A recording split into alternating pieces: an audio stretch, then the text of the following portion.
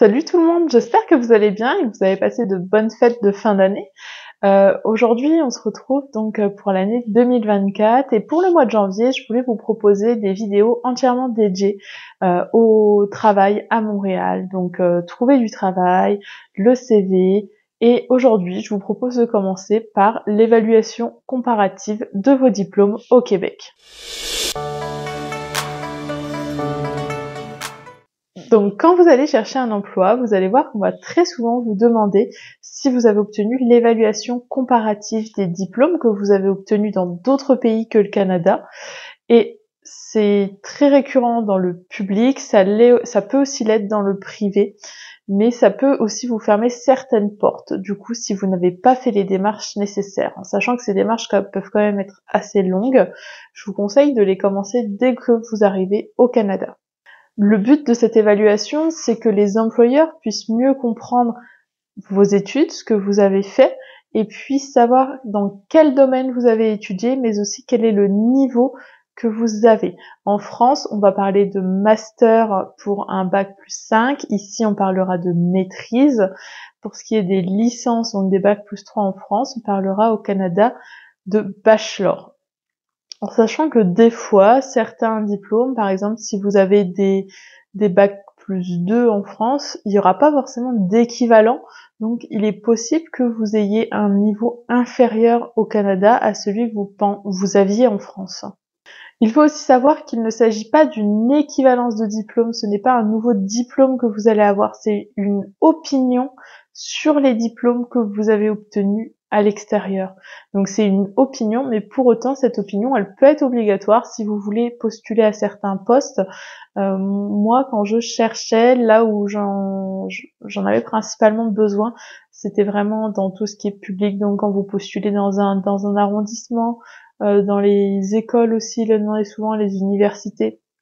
Donc là-dessus, ça va aussi dépendre de votre corps de métier, forcément, mais je pense que c'est toujours un plus quand vous allez voir un employeur de lui montrer que vous avez déjà fait vos démarches et de lui dire exactement l'équivalent de vos études pour qu'il puisse mieux se positionner et peut-être vous proposer aussi un salaire plus adapté ou des missions plus adaptées. Les formations qui sont reconnues doivent obligatoirement avoir duré plus d'1 an et être terminées. Il n'y aura pas la notion de niveau comme on peut avoir en France. Des fois, on met niveau licence, par exemple, si la licence n'a pas été finie, donc ce qui n'est pas finalisé, forcément, il y aura pas d'équivalence à ce niveau-là. On va également vous demander des frais pour traiter votre dossier. Donc, à cet instant, à janvier 2024, les frais sont de 134 $ pour obtenir l'équivalence, en sachant que les frais peuvent être réglés ou à l'aide d'un formulaire par carte de crédit ou par une traite ou un chèque. Mais à ce moment-là, vous devez aller dans votre établissement bancaire pour faire la traite ou le chèque. Une traite, ça correspond un peu à ce qu'on pourrait appeler un chèque de banque en France, où l'argent est directement retiré du compte et mis de côté pour la personne qui doit les recevoir. On a des frais qui s'appliquent pour ça. De mémoire, j'ai payé environ 7 $, donc ça reste assez faible. Mais voilà, il faut aussi savoir que l'évaluation, elle a un coût. Donc surtout, faites attention si vous êtes sollicité par des organismes autres que celui du Québec, sur lequel on va faire les démarches ensuite ensemble, parce que forcément, ils vous prennent des frais pour la prestation de service qu'ils vous proposent, mais vous avez aussi peut-être moins de garanties quant à l'équivalence qu'ils vont vous proposer. Donc être bien sûr qu'elle conviendra aux démarches que vous voulez faire. Donc on va aller ensemble sur le site, je vais vous montrer comment y accéder, je vous remettrai tous les liens utiles dans la description. Et on va commencer à remplir le dossier ensemble et je vais vous donner donc tous les conseils pour que vous puissiez réussir votre demande du premier coup si possible. Donc dans Google, j'ai simplement écrit équivalence Québec. Et donc vous voyez, vous avez bien les sites avec le gouvernement du Québec qui apparaissent. Vous pouvez ici faire demande d'évaluation comparative du Québec, mais là vous voyez, attention, ce n'est pas le site du gouvernement. Donc on va choisir le premier. Et là vous arrivez vraiment sur l'écran, vous allez trouver toutes les informations relatives à vos compétences acquises à l'étranger. Donc nous, on va être dans ce cas, obtenir une évaluation comparative donc pour les études effectuées hors du Québec. Et vous retrouvez à la fois les informations sur l'évaluation comparative, comment préparer sa demande, la soumission et ce qu'il se passe une fois que vous avez soumis votre demande. Donc quand on clique dans préparer votre demande, vous avez ici le fameux formulaire qu'il va falloir compléter et que l'on va regarder ensemble juste après, et les pièces qui sont nécessaires au dossier. Donc vous avez besoin d'une pièce d'identité.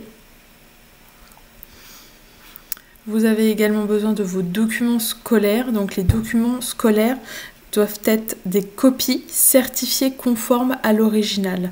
Donc les copies certifiées conformes, vous pouvez vous les procurer ou auprès d'une ambassade, d'un consulat, ou en France directement dans les mairies. Ils ont la possibilité de certifier conforme vos documents. Si vous avez besoin, ils vous proposent également la liste des autorités qui sont reconnues et habilitées à certifier conforme les documents. Quand vous allez du coup dans cet établissement, vous devez à la fois prendre le document original et le document copié pour qu'ils puissent également consulter l'original et attester que c'est le même document. Vous allez pouvoir évoquer à la fois les études, donc dans le document, moi j'ai compris qu'il demandait dès le primaire, donc je l'ai complété de la sorte, ça a fonctionné. Après peut-être que vous n'étiez pas obligé de le faire, donc primaire, collège, lycée et université. Donc là vous avez la possibilité de demander un traitement en priorité, donc là en fonction de votre situation. On arrive à la partie des frais, donc comme je vous le disais, vous avez 134 $ de frais qui doivent être payés en devise canadienne. Donc c'est là que vous avez une contrainte, vous ne pouvez pas forcément préparer la demande avant d'arriver. Et vous pouvez payer ou par carte de crédit, donc en remplissant le formulaire qui se trouve juste ici, ou via un mandat, chèque ou traite bancaire, donc qui sont principalement émis par votre établissement bancaire. Donc là, on arrive au formulaire qu'il va falloir compléter. Donc on vous réexplique déjà ce qu'est l'évaluation comparative, la marche à suivre pour soumettre une demande d'évaluation comparative. Et vous avez ici l'adresse à laquelle il faut envoyer vos documents quand vous aurez complété votre dossier.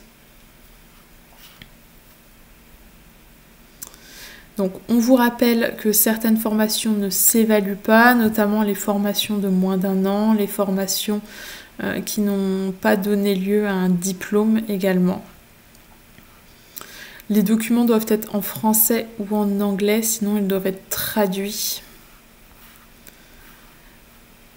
Alors, quand on arrive ici, donc vous avez le choix, avez-vous déjà fait une demande d'évaluation comparative auprès du ministère? Donc si vous l'avez déjà faite, vous cliquez sur oui, si vous n'en avez jamais faite, vous cliquez sur non. On vous demande de décliner votre identité, donc votre sexe, nom, prénom, donc en sachant que si vous en avez plusieurs, il faut bien tous les inscrire, date de naissance, pays de naissance, votre adresse, en sachant aussi que si vous déménagez pendant votre dossier est examiné, parce que l'examen est quand même assez long, vous pouvez les appeler, ils peuvent modifier l'adresse. Et donc là, on rentre vraiment dans la partie renseignements sur vos études. Donc, il est bien noté études primaires et secondaires. C'est pour ça que moi, j'ai commencé donc avec les études primaires, primaires au sens français du terme, donc du CP au CM2 jusqu'à environ 11 ans, même si ça n'a pas abouti à des diplômes. J'ai marqué pas de diplôme, nom de la formation, donc simplement études primaires, nom de l'établissement, nombre d'années d'études, et là vous inscrivez bien les dates. Ensuite j'ai continué donc en mettant l'équivalent du collège, cette fois-ci avec un diplôme puisqu'on obtient le brevet des collèges à la fin. Quand on reçoit l'équivalence à la fin, il précise bien que certaines études n'ont pas abouti à des diplômes, c'est notamment le cas pour le primaire et je crois pour le collège aussi.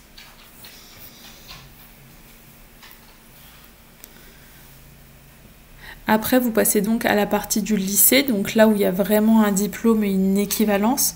Donc en général, le lycée, vous avez déjà des options et autres, donc là vous pouvez les donner et avoir une vraie équivalence. Je vous montrerai à la fin les équivalences que j'ai pu obtenir avec mon parcours.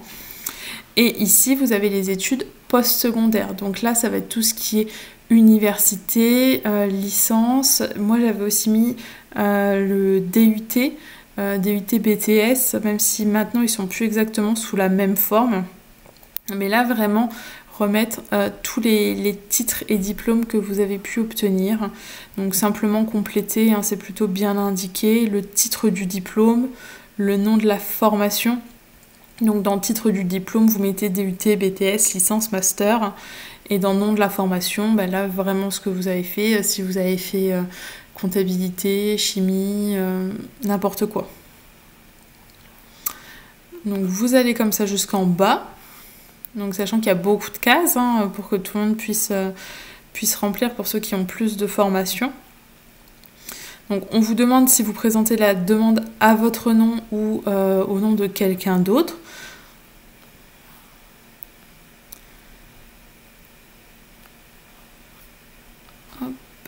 Et donc juste en bas, vous avez la signature à effectuer pour dire que vous demandez bien l'équivalence et que vous consentez éventuellement à intégrer diverses études par la suite. Et donc là, vous avez votre page de checklist où vous allez vraiment cocher tous les documents que vous avez mis, en sachant que tous ne sont pas obligatoires pour autant.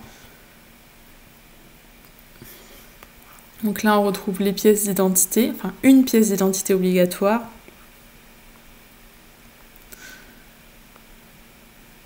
Vous avez ici donc pour les études, on va vous demander le diplôme officiel et pour ce qui est post-secondaire, diplôme officiel et relevé de notes. Donc moi j'ai placé les relevés de notes qu'on recevait au semestre qui ont également été certifiés conformes à l'original. Et donc la dernière partie concerne les traductions s'il y a lieu. Vous avez également la partie paiement des droits qui doit être remplie. Donc une fois que vous avez ce formulaire-là, vous avez simplement à le compléter, à l'imprimer, à rassembler la liste des documents et à l'envoyer à cette adresse. Une fois que vous avez fait ces démarches, il faut compter plusieurs mois pour recevoir l'équivalence. Dans mon cas, j'ai eu 6 mois d'attente pour recevoir le document officiel. Donc je vais vous montrer le document qui pourra vous donner une idée de ce à quoi vous pouvez vous attendre, peut-être en fonction de vos diplômes ou peut-être si vous avez fait des études similaires. Donc ici, vous retrouvez le document que j'ai reçu concernant l'évaluation comparative de mes diplômes français. Alors, je vous passe la partie un peu plus administrative. Donc, vous voyez le premier diplôme qui a vraiment été analysé, c'est bien celui du baccalauréat. Donc moi, c'était un baccalauréat ES, comme on disait avant, économique et social. Le baccalauréat ES, lui, a donné lieu à un DEC, diplôme d'études collégiales en formation préuniversitaire et dans le domaine des sciences humaines. Ensuite, j'ai passé un DUT, diplôme universitaire de technologie. À l'époque, le DUT se passait sur 2 ans et non 3 comme c'est le cas maintenant, il me semble. Et du coup, comme c'est que 2 ans et non 3, mon DUT il a été transformé en DEC aussi, donc comme mon bac, et cette fois avec comme domaine secteur administration, commerce et informatique, technique de comptabilité, gestion. Donc là, pour le coup, c'est vrai que celui qui a un BTS ou un DUT, ça fait en fait comme s'il avait 2 bacs dans 2 domaines différents. Ensuite, j'ai fait un DCG, donc diplôme de comptabilité gestion. C'est l'équivalent d'une licence en France, c'est un bac plus 3. Et là, pour le coup, ça a bien été reconnu en tant que bac plus 3, puisque ici, il a donné de l'équivalence à un baccalauréat. Donc baccalauréat, c'est le bac plus 3 en France, dans le domaine de la comptabilité et sciences comptables. Donc ça me paraît pour le coup tout à fait cohérent.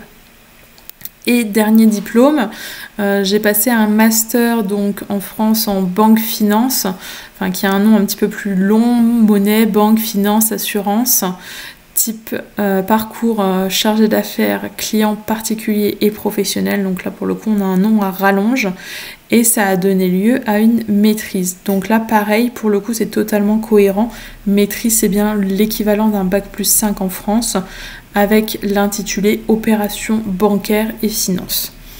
Donc moi je suis satisfaite des équivalences, c'est vraiment ce à quoi je m'attendais. Pour le DUT, j'y avais bien pensé que ça donnerait pas, enfin qu'il n'y avait pas forcément d'équivalent et quand il n'y en a pas, on est rétrogradé à l'équivalent du dessous. Mais bon, pour le coup, c'est pas gênant puisque j'avais d'autres diplômes derrière et que j'ai bien le titre maîtrise, le titre baccalauréat. Donc vous avez pu voir les équivalences que j'ai obtenues. Voilà, après, charge à vous de compléter votre dossier pour voir comment ressortent vos études, mais ça peut déjà vous donner une idée pour ceux qui auraient des parcours un petit peu similaires aux miens.